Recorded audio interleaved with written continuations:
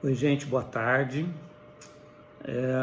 Eu gostaria de começar a nossa meditação de hoje com uma pergunta, que é a seguinte: você já teve a sensação de que você quase nunca consegue encontrar descanso e paz para a sua vida? Aquela sensação de que tem sempre alguma coisa acontecendo, de que tem sempre um problema para tirar a sua paz, que você nunca consegue achar aquele lugar de descanso, né, de sossego, de tranquilidade para a sua vida, aquele momento da gente poder descansar a alma, e se refazer das já tantas lutas difíceis que a vida tem, né? Então, embora a gente tenha essas lutas normais do cotidiano, da vida, às vezes a gente tem a impressão de que tem algo mais, de que tem sempre alguma coisa acontecendo e que a gente não encontra descanso. E tem um texto que está lá em Hebreus, no capítulo 3, vai do verso 7 ao verso 15, eu vou ler aqui, e ele fala sobre isso, né? Ele nos dá assim uma perspectiva, ele faz a gente pensar assim: será que eu não estou encontrando paz e descanso para minha alma? Porque o meu coração anda endurecido, meu coração anda empedrado, meu coração anda refratário às vontades de Deus, aos desejos de Deus para a minha vida. Então eu quero que você me acompanhe nesse texto aqui, né? Se você quiser acompanhar aí na sua casa, Hebreus 3, do verso 7 ao verso 15, ele vai dizer assim: assim como diz o Espírito Santo, hoje, se vocês ouvirem a sua voz, não endureçam o coração, como na rebelião no deserto, durante o tempo de provação que vocês passaram no deserto. Ele está se referindo aqui àqueles 40 anos em que o povo de Israel, depois de sair do Egito, caminhou no deserto, onde os seus antepassados me tentaram, pondo-me à prova, apesar de, durante 40 anos, terem visto tudo que eu fiz, ou seja, todos os milagres, todas as coisas grandiosas que eu fiz para o povo ali, enquanto eles caminhavam no deserto. Por isso, fiquei irado contra aquela geração e disse: os seus corações estão sempre se desviando, e eles não reconheceram os meus caminhos, diz o Senhor.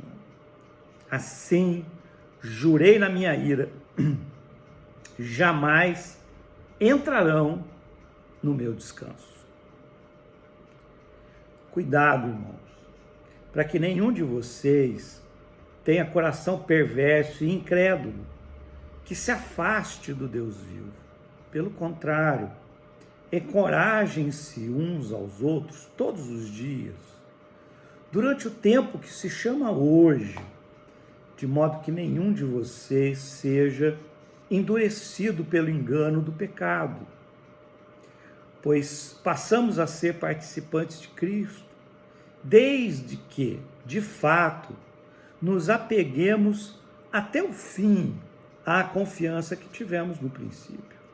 Por isso é que se diz: se hoje vocês ouvirem a sua voz, a voz do Espírito Santo, não endureçam o coração, não sejam rebeldes.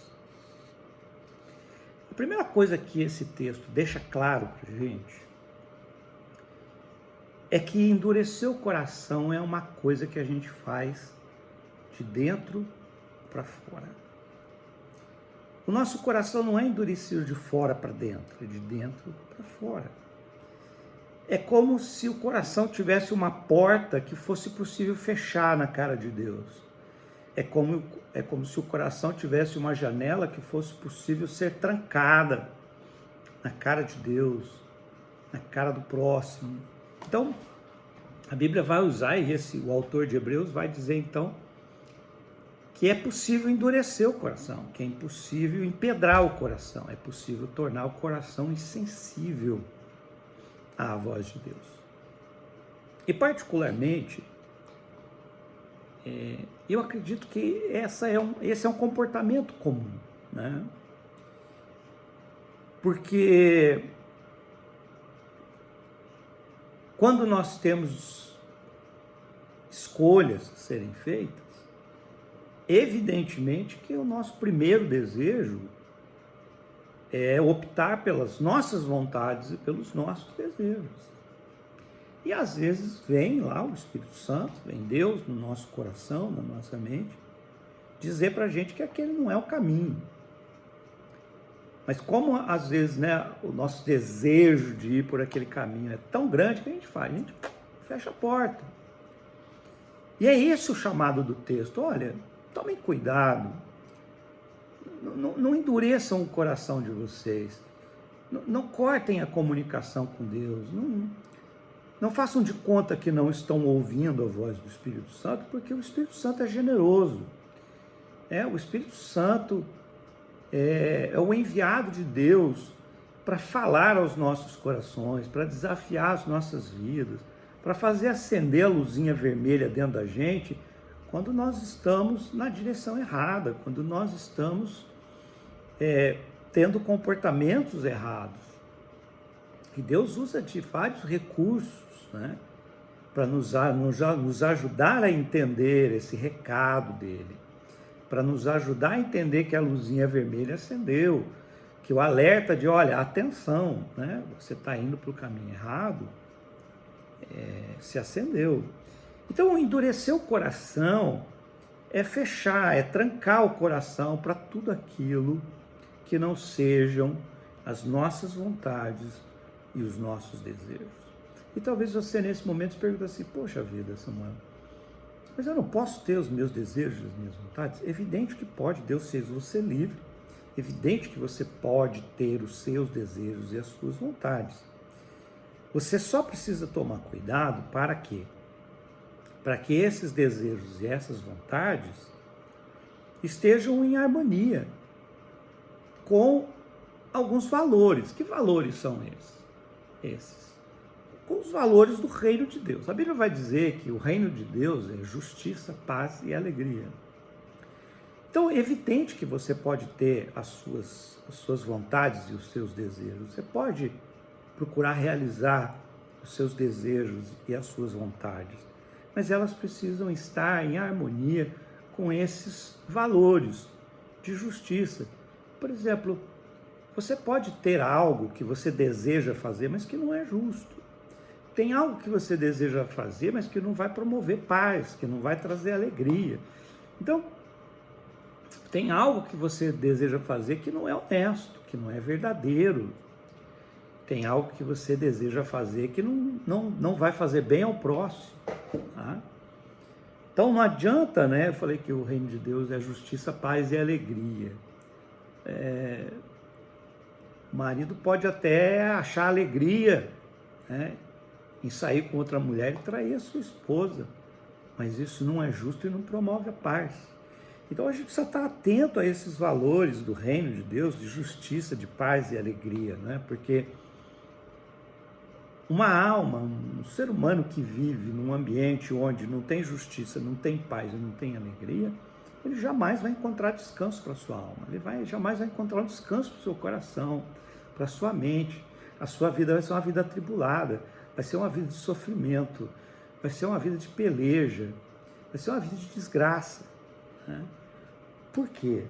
Porque os desejos e as vontades dessa pessoa estão afrontando os valores do reino de Deus. Não dá para dizer que a gente anda com Deus e ao mesmo tempo afronta os valores, né, que Ele mesmo coloca para nós. O texto, ele vai dizer também que o povo lá no deserto, naqueles 40 anos, o povo provocou Deus, né? O povo desafiou a Deus. Então, de novo, a gente está tendo esse exemplo de que o povo ali do deserto, ele estava preocupado com seus desejos, com as suas vontades, e ao mesmo tempo estavam com o coração fechado para os direcionamentos de Deus, para os caminhos de Deus, né? Para as veredas de Deus, conforme diz o texto. Ou seja, aquele povo, com suas atitudes e com seus comportamentos, eles afrontavam a Deus, né? O texto vai dizer, inclusive, você pode ler aí, que esse povo sempre se desviava. Está aqui no verso 5. Os seus corações estão sempre se desviando e eles não reconheceram os meus caminhos. Então, de novo, não adianta a gente falar assim, eu quero que Deus abençoe a minha vida enquanto eu ando nos meus caminhos e esqueço dos dele, né? Vejam como isso é complicado. Eu quero a bênção de Deus, mas eu não quero obedecer a Deus. Eu quero o favor divino para a minha vida. Eu quero que Deus me ajude a solucionar os meus problemas, enquanto eu rejeito a todas as vontades dele, todos os valores, né, do rei do reino. Então, gente, essas duas coisas, elas nunca vão andar juntas. Não dá.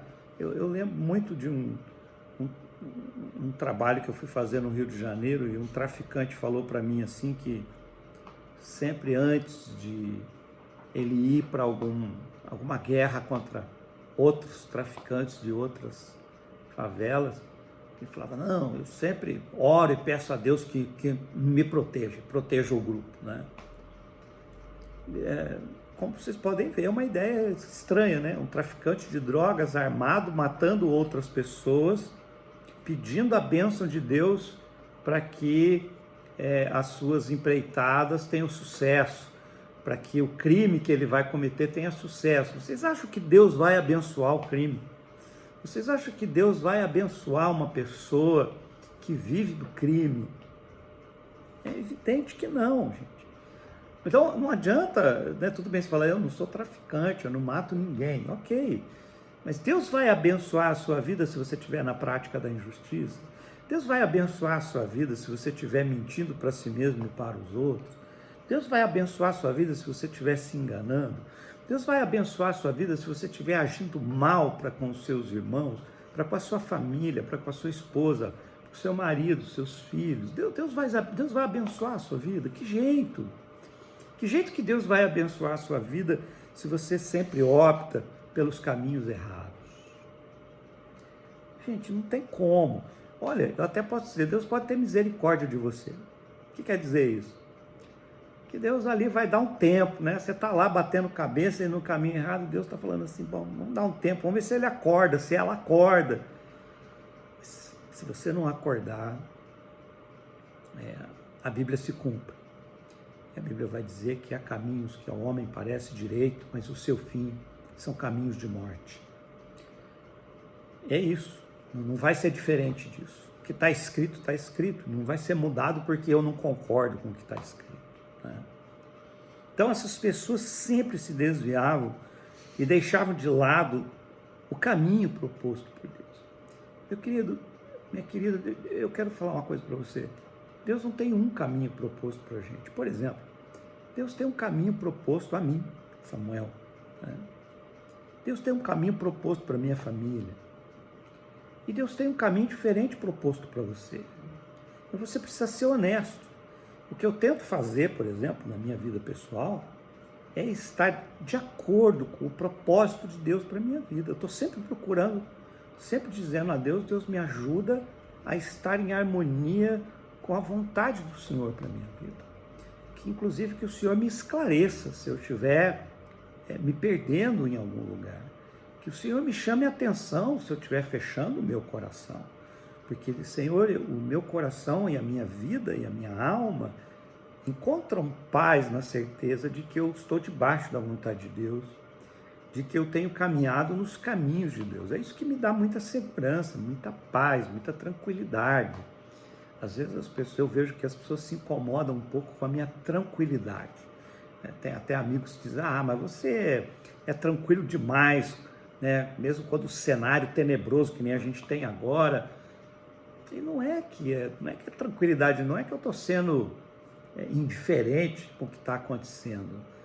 Não, eu simplesmente encontro paz mesmo em meio a momentos difíceis, porque Eu tenho para mim que eu sempre vou achar o meu lugar de descanso e paz se eu estiver debaixo da vontade de Deus, se eu estiver em harmonia com a vontade de Deus, se eu estiver trilhando os caminhos de Deus para a minha vida. Caminhos que nem sempre são fáceis, né? Não é todo caminho que Deus me mandou trilhar que foi fácil. Alguns foram muito difíceis. Mas eu o fiz com confiança, porque eu sei a quem eu tenho servido. Eu sei quem é o meu Deus, e você precisa saber quem é o seu. Né?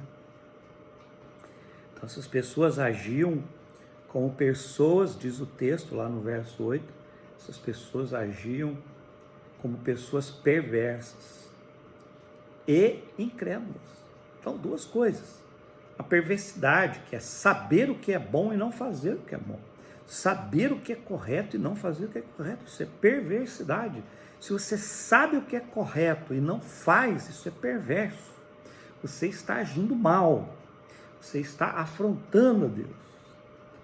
E a outra possibilidade é a incredulidade. Ou seja, você está agindo mal porque é incrédulo, porque não confia em Deus. Porque não está depositando a sua confiança em alguém que evidentemente é mais preparado para dirigir a sua vida do que você mesmo. Então o texto vai dizer, né, que essas pessoas perversas e incrédulas iam gradualmente, né, se afastando do Deus vivo. E eu quero dizer para você que esse é o perigo. Quando você não está em harmonia com os valores do reino de Deus, quando você não está em harmonia com a vontade de Deus, você corre o risco de ir se afastando dele até o ponto de ficar sozinho na vida e de nunca conseguir entrar no descanso de Deus, no descanso do Senhor. Porque só pode entrar no descanso e na paz do Senhor quem está debaixo ali da sua soberania, está debaixo da vontade dele, está seguindo os caminhos dele. Por que nós endurecemos os nossos corações, né? E o verso 9 tem uma resposta aqui, né? Ele vai dizer o seguinte: pelo contrário, encorajem-se uns aos outros todos os dias, durante o tempo que se chama hoje, né? Então, amolecer o coração é hoje, é agora, não deixe para amanhã, não fique dizendo amanhã eu acerto a minha vida com Deus, né? O tempo que se chama hoje. De modo que nenhum de vocês seja endurecido pelo engano do pecado. Então vamos entender uma coisa aqui. O pecado é tudo aquilo que vai contra o amor a Deus e o amor ao próximo. Essa é a melhor síntese do pecado. Pecado é aquilo que me agride, é aquilo que agride o meu próximo e consequentemente agride a Deus. Deus não quer que eu me agrida, Deus não quer que eu agrida ao próximo. Deus não quer que eu faça mal a mim mesmo, Deus não quer que eu faça mal ao próximo. A pessoa pode dizer assim: ah, mas isso é problema meu, e se eu quiser fazer mal para mim? Tente imaginar um filho dizendo para um pai e para uma mãe: pai, mãe, qual o problema, né, de vocês? Eu estou fazendo mal a mim, vocês não têm nada com isso. Vocês acham que os pais não iriam sofrer? E é assim, Deus sofre. Quando nós fazemos mal a nós mesmos e mal ao próximo, Deus sofre por nós e pelo próximo. Porque o reino de Deus é justiça, paz e alegria para todos. É esse o objetivo.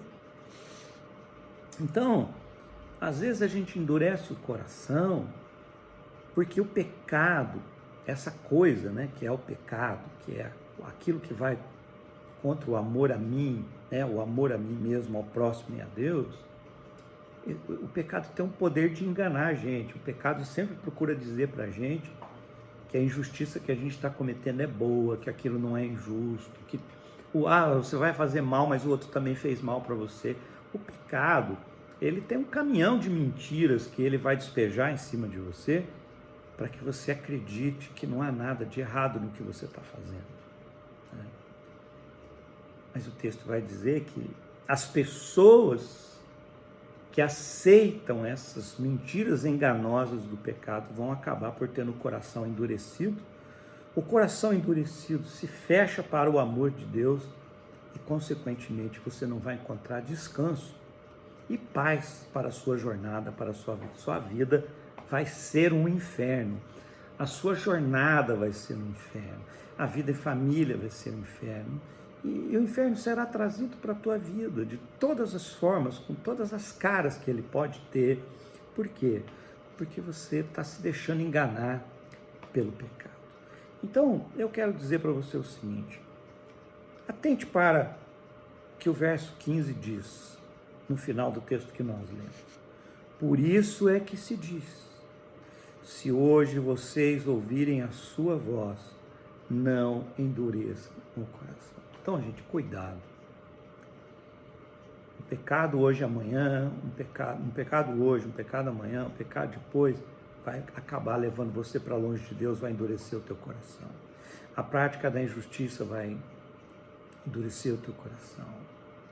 Você repelir a Deus e a sua vontade vai endurecer o teu coração. E aí não tem jeito, você não vai encontrar descanso. Está lá no texto: assim jurei na minha ira, jamais entrarão no meu descanso. Se você vai agir com perversidade, se você vai tratar a Deus com desdém, com desprezo,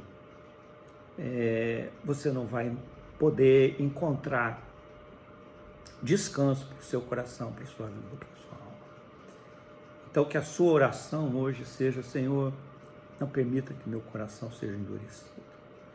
Não permita que eu seja enganado pelas artimanhas do pecado, de forma que eu me perca, que eu me desvie dos teus caminhos e que eu não encontre paz para a minha alma, para o meu coração, para a minha vida. Então pense nisso, né? Esse é o recado do autor do livro de Hebreus, para mim e para você, para que nós nos mantermos alertas, no sentido de não permitir que nenhuma mágoa, nenhum ranço, nenhuma falta de perdão, nenhuma injustiça, nenhum pecado venham a endurecer o nosso coração e nos privar da bênção de Deus. Então, quando o coração está endurecido, nós somos privados das bênçãos de Deus. Não deixe isso acontecer na tua vida, tá bom? Então, nós vamos orar. Antes, eu quero só mandar um abraço para todos os membros da minha igreja, da Igreja Menonita, dizer que estou com saudade de todos. Quero pedir que vocês continuem juntos em oração, é o que nós podemos fazer agora, orando pelo Brasil, orando pelos governantes, orando pelos enfermos de Covid, orando pela luta que os profissionais da saúde estão enfrentando, tá bom? Se puderem também, lá no nosso grupo, deixe o seu feedback a respeito dessa mensagem, se ela falou teu coração, se foi uma bênção para a tua vida.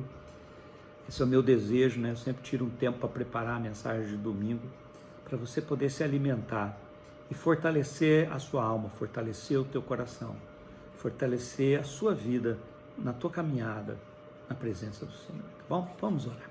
Pai, obrigado por esse texto, obrigado pela luz da tua palavra que ilumina os nossos caminhos. Nesse momento nós queremos nos juntar como igreja em oração, colocar diante do Senhor, como milhares de crentes têm feito nesses últimos meses, pedindo que o Senhor estenda a tua mão sobre as autoridades do nosso país, pedindo que o Senhor ajude o Brasil e o mundo a saírem dessa crise, que o Senhor dê força e saúde aos profissionais da saúde que estão esgotados, que o Senhor traga socorro aos enfermos, que ninguém precise morrer na porta de um hospital, por falta de oxigênio, por falta de medicamentos, por falta de cuidado. Ó Pai, nos levanta desse abatimento que recaiu sobre o mundo desde o ano passado. E nos livra não somente dessa enfermidade, mas que o Senhor seja bondoso conosco no tocante às consequências que virão em função dessa pandemia. Sê com os teus filhos, seja com aqueles que te amam, para que eles caminhem debaixo do teu cuidado e da tua paz. Fortalece-nos, ó Deus, a todos em nome de Jesus.